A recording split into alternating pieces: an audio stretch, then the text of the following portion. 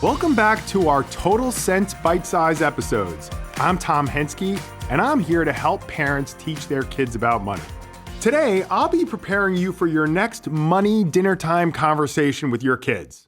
In this short episode, I'll give you a few questions to help prompt the conversation. Nothing more, just some helpful questions to ask, and I'll also give you some of the responses you're likely to hear. This should be enough to help pique their curiosity about money. You are simply stopping the trend of money being a taboo topic in the household. You're not trying to claim that you're money smart yourself. You're not trying to make them a financial guru. You're just getting the conversation going to open their minds. Let's jump right in. Welcome to our episode on exposing them to investing. Now, when most parents go down this road of trying to teach their kids about investing, it ends up at them buying individual stocks, which is not the place I think that we should start here. You have to teach them to walk before they can run. This whole concept of let's pick a winner before they have any foundation of investing principles just doesn't make sense. It's kind of like if you were going to teach a kid to play basketball. Think about it. You wouldn't teach them to dunk before you would teach them to actually dribble the basketball. I'm a financial advisor, have been one for 27 years, and I can tell you I don't even buy individual stocks for myself. And I think that really says it all. Learning about individual stocks is the sizzle. It's just not the steak. What I want you to think about when you go into this conversation with your kids is the word buckets.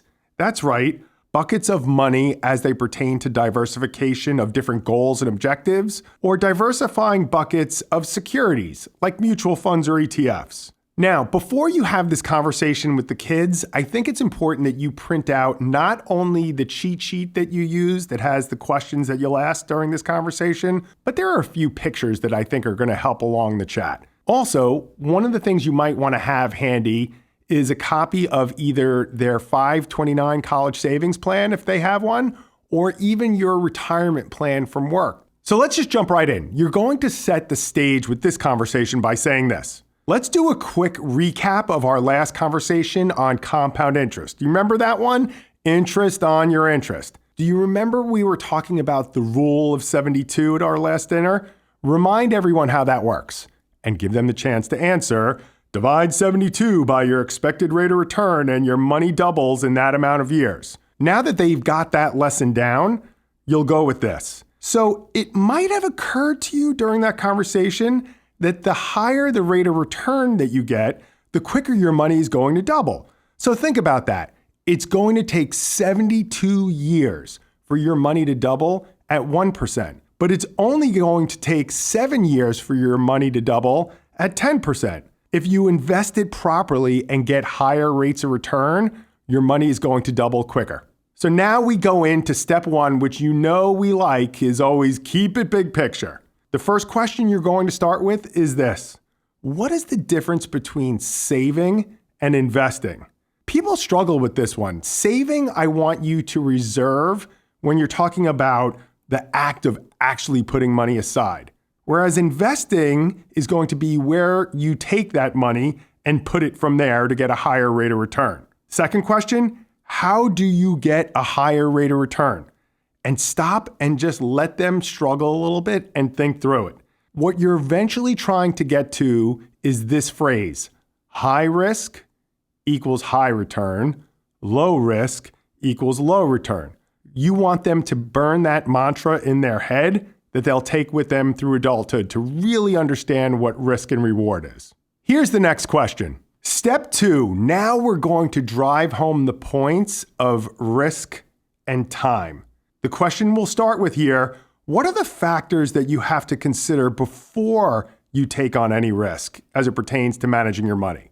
What you hope that they're going to say is, well, first, the risk involved. And they're right. You need to answer the question, do I want to be aggressive? You can handle the ups and downs of the market, or as they say, go big or go home. Or do you want to be more conservative, meaning a little less volatility? The old, I don't want to put all my eggs in one basket. The second component of this is going to be time horizon. And this is when I'm talking about buckets, what I mean. Different pots of money that you'll have will have different purposes that you'll need at different points in your life. The way I'm going to ask you to position this with your kids is 3 buckets. The first bucket we're going to call money now. The second bucket we're going to call money later. And the third bucket we're simply going to call money much later. Money now is money that they need, like I said, now. Movies, eating out with their friends, buying gifts. Those are things that are going to be liquid, safe, because you're going to need the money shortly. Money later isn't that you need it right now, but you have plans for it that you're going to need it in the not so distant future. Kids really think about that in terms of 2 or 3 years. Money much later is exactly like it sounds, much later. Now, I want to preface this by saying when adults think about money much later, retirement pops into our brain. Kids are not able to think about retirement in their teens and tweens. For kids, this could be, well, maybe someone who wants to buy a car later on or even have a down payment for their first apartment or house that they're going to buy. So money now, money later, money much later. Those are the 3 buckets. So now we're going to play doctor. Here's the question you'll ask. If you were a medical doctor, would you ever give a prescription to a patient without asking them questions about their situation first? They're going to give you a one-word answer, which is no. They're smart enough to know they would never prescribe medicine without asking questions. But then you're going to follow up with this key question.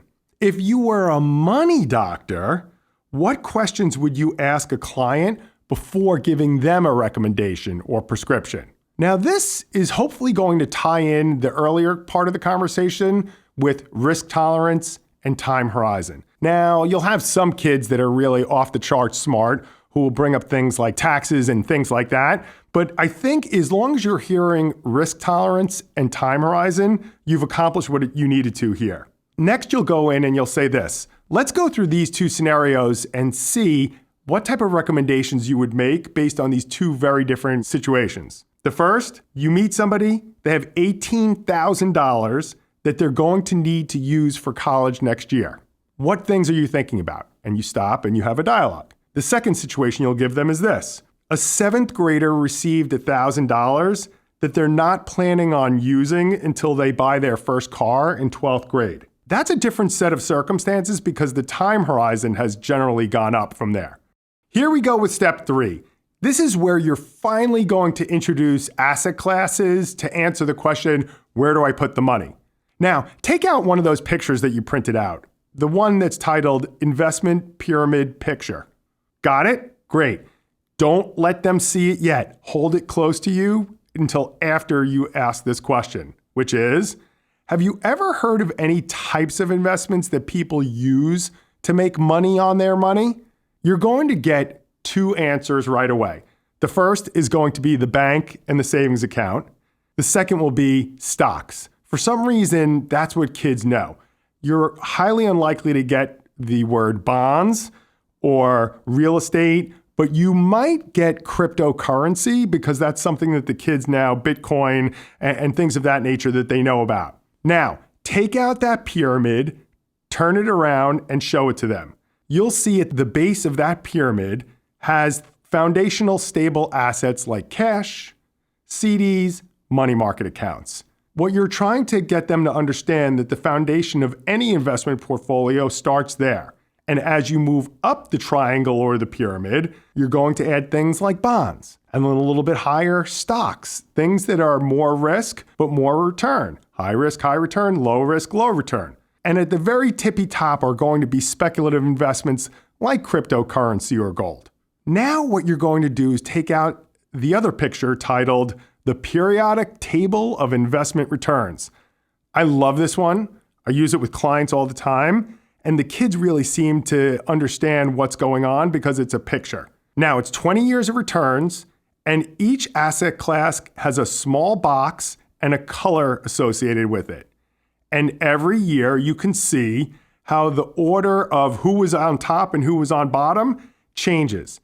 It's basically teaching kids to diversify because they don't know what asset class will be the highest performer versus the lowest performer in any given year. Now, find your favorite color and have them track it over the 20 years to see how it bounces around. And that diagram, coupled with the pyramid, is really 80% of what they need to know to make good investment decisions in their adult life. My feeling is that if they use just those two pictures, the pyramid and the periodic table, they're going to have about 80% of the intel that they need to make good investment decisions later in life. Now, step 4, you're finally going to answer their question, okay, I get it, but where do I actually put the money? The theme that I want you to have in step 4 is about mutual funds and ETFs, not individual securities or individual stocks. Here's what you're going to ask them. Let me pose this question to you. Right now, you have 6 classes at school that you're taking, right? And they'll say, yes. And you'll say, okay, school starts at 8 o'clock in the morning and goes to 3 o'clock in the afternoon. That's 7 hours, right? And they'll say, sure. If the school announced today that they're now going to go to 12 classes, and this is going to be a 14-hour school day, how would you feel about that? Duck, because the conversation is really going to take a turn. You're going to have some kids that are not happy that they have to go to school for 14 hours. Well, you're doing this for a reason. And say, okay, well, obviously we were joking around, but now let me ask you a different question. Would that be any different that when you get into your real world, you graduate college and you get your first job, instead of working 9 a.m. to 5 p.m., which is 8 hours a day, which people consider to be the normal workday, what would happen if you started at 9 a.m. and you went to 1 a.m., which is now 16 hours? How would that make you feel? And let them answer that. Here's what you're trying to get at. You're trying to get at that they are not going to have the time or the energy to have their job, and then take on a second job, which is being an investment analyst that you would need to buy all the individual stocks, to decide when to buy, decide when to sell, decide what the economy is doing and how your portfolio is going to react to that, as opposed to just buying buckets of stocks and buckets of bonds through mutual funds and ETFs and putting them together and looking at that periodically. You're just trying to leave this part of the conversation that they understand that the whole idea of spending time and energy researching individual stocks, while it might be fun today, is just not realistic when they get into their real life.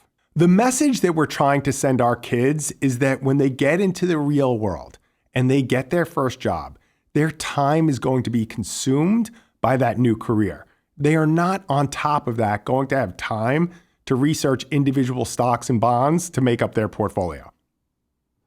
Step 5, we're here. Bring it back to real life. Here's the question you'll ask. How do you think you'll use this information when you start your adult life? Now, if you really want to drive this conversation home, take out a copy of your 401k or your retirement plan and show it to them. Or take out a copy of their 529 college savings plan and show it to them. It takes a lot of courage, but it's the type of thing that makes them feel good because you've brought them in the inner circle of the family finances and makes them feel grown up. Now, let's end the conversation by saying this. There's a famous saying in investing that goes, never make a killing, never get killed. That means by diversifying your investment choices like you saw in the pictures, you'll never have all your eggs in one basket. I hope you enjoyed our episode of Total Sense. A special thank you goes out to Verso Studios at the Westport Library. Tune in for our next Money Chat.